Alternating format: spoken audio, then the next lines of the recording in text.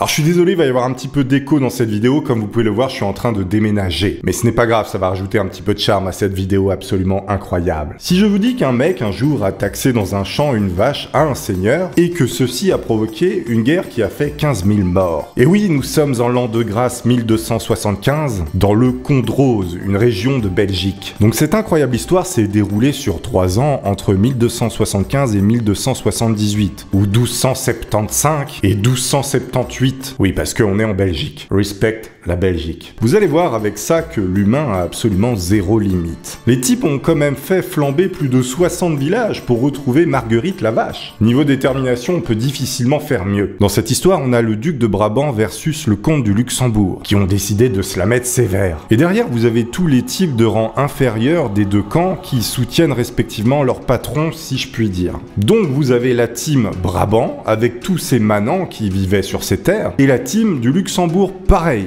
avec toute sa petite team qui était sur son territoire et qui était avec lui. Donc chacune de ces teams soutenait soit le marquis de Namur, ou bien le prince-évêque de Liège. Et ces deux personnages vont se mettre sur la tronche comme jamais, pour une histoire de vache qui a été carottée à Ciney, qui est la capitale du Condroz. Alors je suis désolé si je prononce mal les mots, mais les Belges, je sais que vous allez me rattraper. Donc Condroz, c'est la région de Belgique dont je vous parlais au début. Donc cette fameuse vache fut taxée dans une foire à Andenne. Vous savez, il y avait des espèces de foires où il se passait des trucs, il y avait des animations, des gens, comme il y a maintenant en fait. Sauf que c'était à l'époque. Et à l'époque, ils rigolaient moins. Tout commença en 1275 quand Guy de Dampierre, le fameux marquis de Namur et comte de Flandre, décida d'organiser un tournoi durant la foire de Andenne. C'est alors qu'un jeune manant du seigneur de Goesnes, qui faisait partie de la principauté de Liège, un dénommé Angoran, amena, dans la plus grande des décontractions, une vache qui avait été chapardée à un monsieur du nom de Rigaud de Corbion à Ciney. Il se trouve, par le plus grand des hasards, qu'il était également présent à cette foire. Le mec qui s'était fait carotter sa vache. Pas de chance, comme on dit. Le gars venait lui aussi tenter de manger gratos sur les stands de saucisses. Sauf que le Rigaud de Corbion, le mec qui s'était fait voler sa vache, il était pas myope. C'était pas le genre de mec à se faire en papa outé. Il vit l'animal au loin dans la foire, s'en approcha et reconnut immédiatement sa vache. Donc ce Rigaud de Corbion qui constate que sa vache est là, commence à être en stress le plus total. Sa vache n'avait rien à foutre ici, elle devait être dans son champ. Il s'empressa d'aller voir un mec un peu plus haut gradé et balança toute l'histoire. On l'appelait Rigaud la Poucave. En même temps, tu te fais voler ta vache, c'est normal, tu vas le dire à la maîtresse. Il alla donc voir Jean de Hallois, qui était le bailli de Condroz, une sorte de mini-boss à qui tu peux cafeter quand t'as volé ta vache. Alors qu'est-ce que c'est un bailli? C'est un gars qui peut exercer par délégation du royaume les pouvoirs de justice et les pouvoirs militaires dans une province ou un royaume.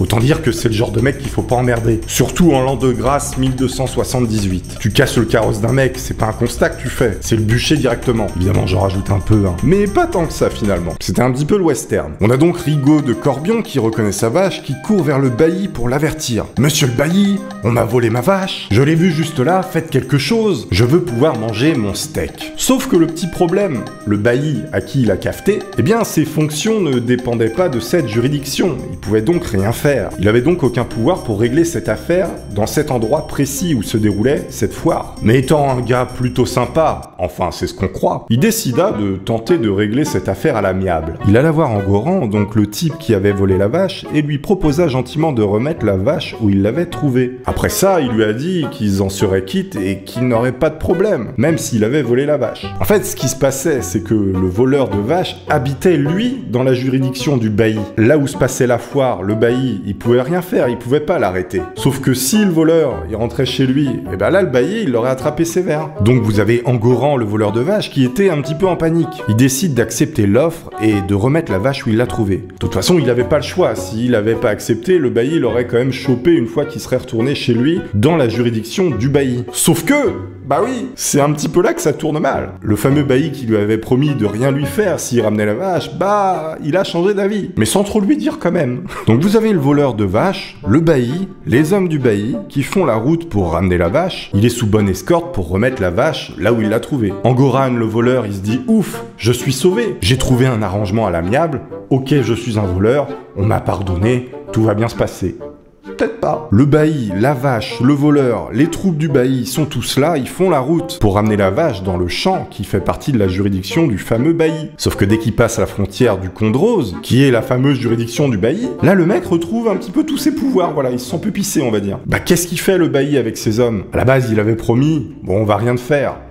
Et bah ils attrapent le voleur, Engoran, lui mettent une petite corde au cou et le pendent haut et court à un arbre. On peut dire que c'est le genre de mec à pas tenir ses promesses. Le mec s'est littéralement fait arnaquer, pensant pouvoir ramener Pépouze, sa vache, où il l'avait trouvé. Que nenni. Et donc après ça, il s'est passé ce qu'on peut appeler un effet boule de neige. Enfin une très très grosse boule de neige. Sauf que le seigneur Jean de Goesnès, il avait eu vent de l'information et il était pas content du tout. Sachant qu'en plus, il voulait devenir bailli à la place du bailli. Le fameux type qui avait fait pendre le pauvre paysan, il s'appelait Jean de Hallois. À noter que le voleur Engoran, qui était un simple paysan, c'était un manant, un sous-fifre du seigneur Jean de Goesnès. Donc comme on dit, on touche pas à la mi-fa. Et ça commence à faire du monde pour une simple vache. Il embauche donc ses neveux Nicolas et Richard pour régler cette histoire. Se joignèrent à eux le seigneur de Selles et le seigneur de Spontin. Ça commence à faire beaucoup de monde. Donc vous avez deux gros seigneurs, avec les deux neveux du seigneur Jean de Goesnès, qui partent en 1275 pour une expédition. Attention, c'était pas pour faire du camping et pour faire griller des chamallows. Les mecs débarquent armés comme jamais et atomisent le château de Hallois, donc le château du bailli qui avait fait pendre le voleur. Ouais, à l'époque c'était « tu prends un de mes paysans, je détruis ton château ». Les mains courantes à la police municipale, ça existait pas encore, on savait régler les problèmes. Après, la punition était peut-être un petit peu démesurée, si tant est qu'on peut quantifier la valeur d'une vie humaine. Bon, donc ils arrivent, brûlent tout et détruisent le château pour se venger. Sauf que le bailli Jean de Hallois, qui vient de se faire détruire son château, qui avait pendu le voleur juste avant, eh ben il en est pas resté là. C'est mal passé, c'est resté en travers de la gorge. Lui, il avait un beau château et maintenant il a plus rien. Et c'est pas le genre de mec à dormir dans une tente quechua. Le fait qu'une armée de seigneurs vienne atomiser son château, ça lui est resté en travers de la gorge. Il était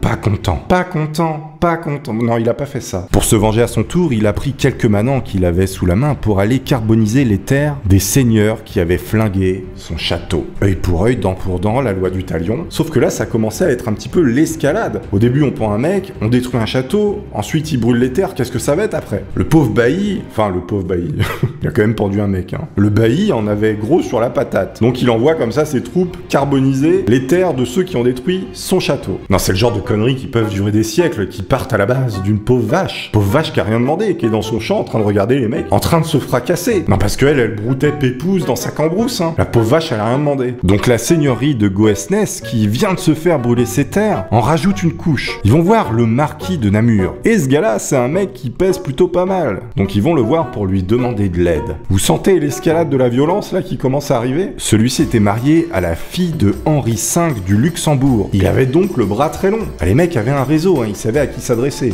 C'est comme si moi j'avais un problème et je suis pote avec un mec de la famille d'assaut. Je vais le voir, je lui dis mec, il y a moyen que tu m'aides et que tu me dépannes 2-3 chars. Donc vous voyez, le réseau c'est quand même assez important. Donc Guy, le marquis de Namur, marié à la fille de Henri V du Luxembourg, à qui le seigneur de Goesnès avait demandé de l'aide, engagea littéralement tout le Luxembourg dans cette histoire. Autant vous dire que les mecs commençaient à avoir la force de frappe d'un porte-avions. Donc vous avez 4 ou 5 seigneurs et leurs manants, le marquis de Namur et ses manants, et tous les luxembourgeois qui arrivent main dans la main pour défoncer un mec. Ils arrivent tous comme ça dans la joie et la bonne humeur et firent le siège à Ciney pour enfin atomiser le fameux bailli pendeur de paysans. Et que s'est-il passé ensuite? Eh bien tous les hommes qui défendaient le Ciney, ils ont tous été brûlés vifs dans un énorme feu de joie. Tout ça dans l'église, histoire d'apporter un petit peu de poésie. On peut dire que ça a mal tourné. Sauf que quand tout ça se passait, non parce que derrière il y a des mecs qui étaient là aussi à réfléchir comment on va riposter encore une fois. Ça allait quand même assez vite, hein. Vous avez le prince évêque qui commençait déjà à envoyer une armée pour contre-attaquer. Bref, ça n'en finissait pas. Donc tout ça a fait 15 000 morts. Tout s'arrête en 1278 quand Philippe le Hardi,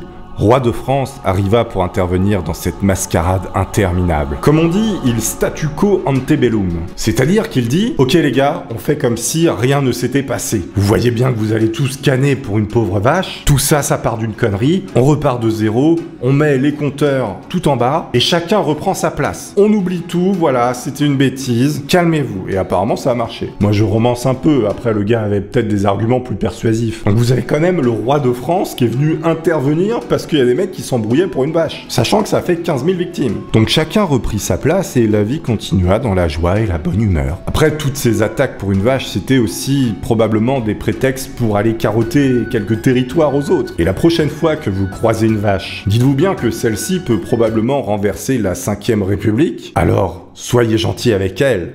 Au revoir.